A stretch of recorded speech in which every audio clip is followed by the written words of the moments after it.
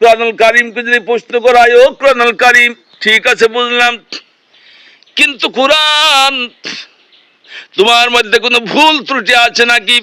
কোরআনুল কারীম সঙ্গে সঙ্গে তারা জবাব দিয়ে বলে দেয়, وَإِن كُنتُمْ فِي رَيْبٍ مِّمَّا نَزَّلْنَا عَلَى عَبْدِنَا فَأْتُوا بِسُورَةٍ مِّن مِّثْلِهِ وَادْعُوا شُهَدَاءَكُم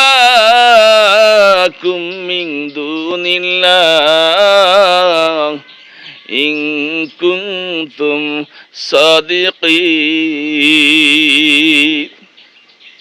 কুরআনুল কারীম সূরা বাকারা 23 নম্বর আয়াতে আল্লাহ পাক তুলে ধরেছেন এই বিষয়ে, আমি আমার বান্দার প্রতি যা নাজিল করেছি, মুহাম্মাদের প্রতি যা নাজিল করেছি, তোমরা যদি তাতে সন্দেহ পোষণ করে থাকো, তোমাদের যদি সন্দেহ হয়ে থাকে, তাহলে কত বড় সাধ্য তোমাদের, তোমাদের যত বন্ধু বান্ধব সঙ্গী সাথী আছে সবাইকে সাথে নিয়ে নাও, আর কোরআনের অনুরূপ একটা সূরা রচনা করে নিয়ে আসলে দেখি কেমন পারো।